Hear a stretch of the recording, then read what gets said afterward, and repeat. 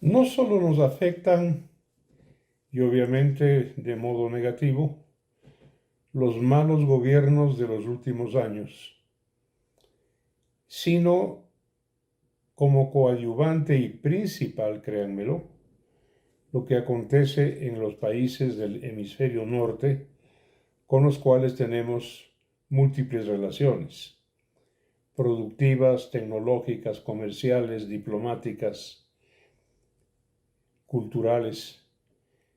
Todo lo que allí acontece nos involucra, para bien o para mal.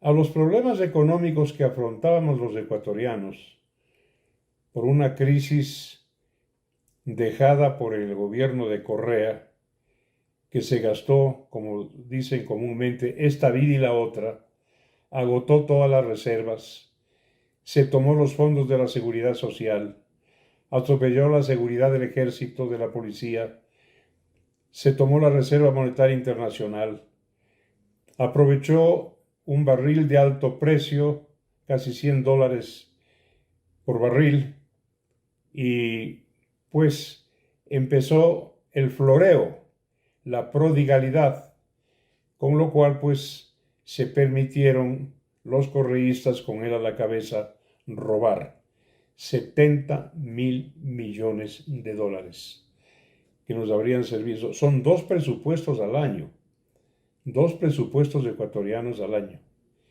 Habrían servido para el desarrollo y la cobertura de necesidades. Pero bueno, como digo, Moreno recibió, hay que reconocerlo, en soletas la situación económica y financiera del fisco, y no ha sido muy diferente para este muy mal presidente que termina ya en poco tiempo su mandato, Guillermo Lasso Mendoza. Pero no es solamente eso, no es un contexto nacional triste, negativo, pesaroso para nosotros, es lo que acontece. A todo esto, que sumariamente lo podemos llamar la crisis económico-social del Ecuador, se agregó la guerra ruso-ucraniana, que tiene en este momento una inflación mundial. Nosotros estamos sujetos levemente a esa inflación. Estados Unidos, que es el dueño y señor del dólar, la moneda nuestra, tiene una inflación como nunca antes la había tenido, y acarrea obviamente el ritmo de elevación de precios a países como el nuestro. No hemos sufrido todavía una inflación realmente incisiva que nos pueda afectar pues la vida de todos los días. Pero es la guerra ruso-ucraniana. Ya no hay exportación de granos, de cereales, ni de Rusia, ni de Ucrania, y eso ha encarecido todo lo demás. Con esta explicación, en primer lugar, paso a decir lo siguiente sobre el mismo tema. Vladimir Putin nunca se imaginó, o más bien dicho, pensó que su incursión en Crimea, incursión militar, iba a ser un paseo, como lo fue en el año 2014 cuando invadió Crimea. La península de Crimea fue siempre ucraniana, allí en el Mar Negro, y los rusos se la tomaron por invasión.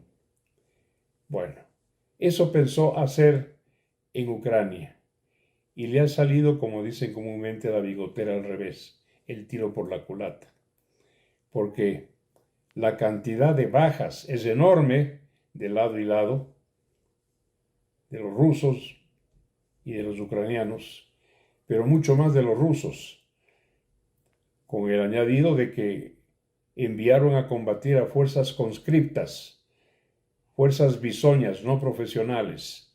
Tuvieron que contratar un ejército mercenario, conocido como el ejército Wagner, que acaba de darles las espaldas. A Putin se le está, utilizamos frases de común entendimiento, virando la tortilla.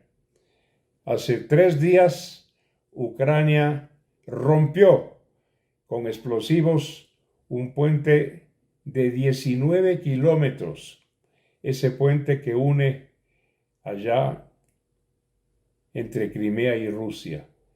Puente fundamental que le permite a Rusia hacer la logística comercial, productiva, alimentaria y sobre todo de tropas, la alimentación de carácter militar. Y los ucranianos han dicho, nosotros fuimos, sí, ¿y qué? Sí, ¿y qué?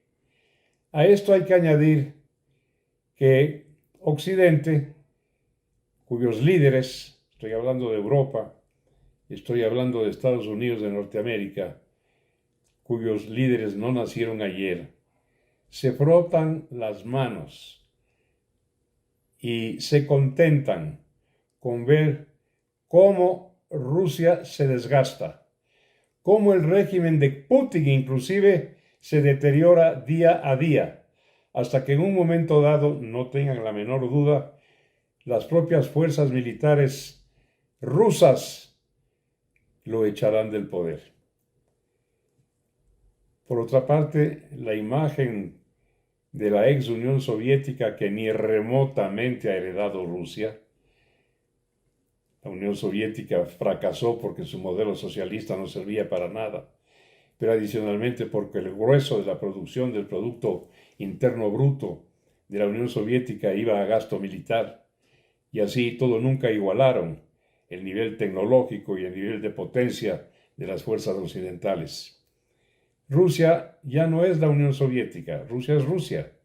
Y resulta que esta guerra con Crimea lo desnuda de los pies a la cabeza como un tigre de papel, un tigre pintado. Así es. No olviden algo, Crimea es un gran pueblo, multiétnico, multirracial, pero fundamentalmente su población está hecha a lo largo de los siglos por nórdicos, fundamentalmente procedentes de Suecia, que se ubicaban allí. Esos nórdicos eran guerreros terribles, lo sabemos, conocidos también como vikingos. Así que Ucrania, democrática, civilizada, culta, pacifista, como era un ejemplo para el mundo, era y es uno de los países más pobres de Europa. Con ese país, uno de los más pobres de Europa, Rusia no ha podido, lo cual refrenda lo que dije hace un momento. Tigre de papel. Tigre de papel. Va a llegar el momento, claro, el orgullo de Putin, que se cree zar, es un pobre diablo, era un pesquisa de la KGB que le llevaba el maletín a Boris Yeltsin, que fue el primer ministro de Rusia libre, que dijo, yo declaro la Unión Soviética disuelta. Este era el criado de Yeltsin, nada más que eso, pero con unas ínfulas y unos vuelos y unas aspiraciones de zar, el pobre diablo. Hoy está en una grave situación. Los ucranianos, obviamente con apoyo tecnológico de Occidente, acaban de volarle el puente de 19 kilómetros que une Crimea con Rusia y cortarle toda la línea de abastecimientos. Mientras Occidente, sentado en butaca, en luneta, mira cómo se deteriora la economía de este aventurero, Vladimir Putin. Bien, mis amigas y amigos, muchas gracias por escuchar esto, que de todas maneras, como dije al principio, nos involucra, mal que lo queramos, mal que no lo veamos. Muy amables, un abrazo.